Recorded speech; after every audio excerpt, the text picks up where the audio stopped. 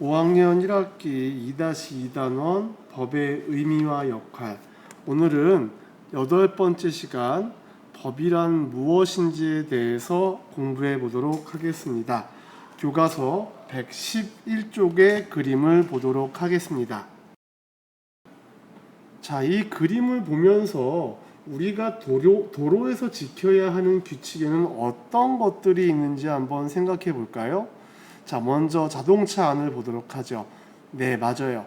우리가 차에 탑승을 하거나 운전을 하는 경우에는 반드시 안전을 위해서 차의 앞쪽과 뒤쪽에 있는 모든 사람들이 안전벨트를 매야 됩니다.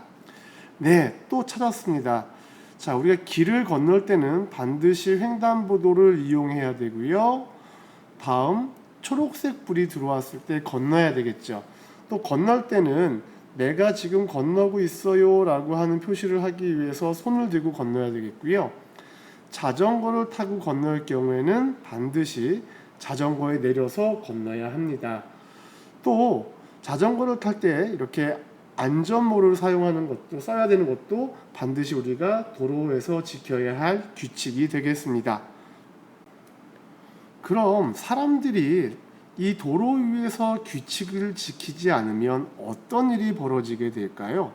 그렇죠. 도로가 혼란스러워지게 될 거고요. 교통사고 등 위험이 발생할 수 있습니다. 또 자동차를 운행하는 데 불편함을 겪을 수도 있고 길을 건너는데도 불편함을 겪을 수 있습니다. 자, 그러면 도로 위에서 규칙을 어기는 사람들에게 아무런 제재를 가하지 않는다면 또 어떻게 될까요? 네, 도로에서 규칙을 지키지 않는 사람들이 늘어날 것이고요. 사람들이 규칙을 지키지 않아서 사고가 아주 많이 발생하게 될 것입니다. 자, 그래서 과연 우리에게 필요한 것이 바로 무엇일까요? 바로 법이 되겠죠. 자, 법이란 무엇인지 조금 더 자세히 알아보도록 하겠습니다. 교과서 112쪽을 펼쳐주세요.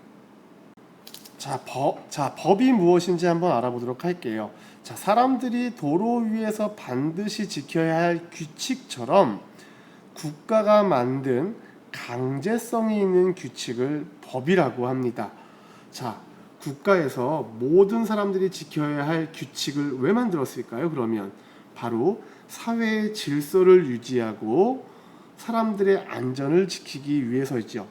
결국 법이란 사회의 질서를 유지하고 국가에 속한 사람들의 안전을 위해서 반드시 모든 사람들이 강제로 지켜야 되는 규칙을 법이라고 한다는 것을 여러분들이 꼭 기억해 줬으면 좋겠습니다. 자, 그럼 사람들이 법을 지키지 않으면 어떠한 강제성을 받게 될까요? 자, 앞에서 처음 그림 보면요, 운전자가 지금 횡단보도가 파란색 불인데 지금 자동차가 횡단보도를 건너려고 하고 있어요. 자, 경찰관이 교통신분을 위반하였습니다. 신분증을 보여주세요 하면서 아마도 이 운전자에게 범칙금을 발부할 거예요. 자, 또 어린이 통학버스에는요, 반드시 어린이들의 안전을 지켜주기 위해서 버스의 뒤쪽에 카메라를 반드시 설치하도록 법으로 정했습니다. 만약에 이것을 지키지 않게 되면 제재를 받게 되죠. 자, 결국 법은 사람들이 사회생활에서 지켜야 할 행동 기준으로 이를 어겼을 때는 제재를 받는다는 걸 꼭 기억하세요. 제재라는 것은 규칙이나 관습을 지키지 않아서 제한하거나 금지하는 건데, 결국 법을 어기게 되면 쉽게 얘기하면 벌을 받는다고 생각하시면 될 것 같습니다. 하지만 이런 법도 사회가 발전하거나 변화하게 되면 맞지 않는 경우가 생길 수 있어요. 또 인권을 침해하는 경우도 있습니다. 이럴 경우에는 법을 바꾸거나 다시 만들 수 있다는 것도 여러분들이 기억해 줬으면 좋겠습니다. 자, 교과서 113쪽으로 가보겠습니다. 앞서 공부했듯이 법은 사람들이 사회생활에서 반드시 지켜야 될 행동 기준으로 어겼을 때 벌을 받는다고 그랬습니다. 그래서 강제성을 띠고 있다고 그랬는데, 법을 지키지 않았을 때는 제재를 받지만 사람들이 자율적으로 지켜야 되는 도덕은 벌을 받지 않아요. 그래서 우리는 법과 도덕을 구분할 수 있어야 될 것 같아요. 자, 다음 6가지의 상황을 보고 법으로 제재받는 상황과 그렇지 않은 상황으로 한번 구분해 보도록 하겠습니다. 자, 이웃 어른을 보고 인사하지 않는 상황. 자, 이것은 법을 어긴 걸까요? 아니면 도덕을 지키지 않는 걸까요?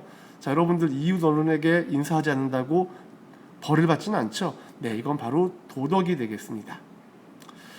자, 학교에 물건을 훼손하는 경우입니다. 학교에 물건을 훼손하는 경우에는 자기가 한 행동에 대한 책임을 져야 되겠죠.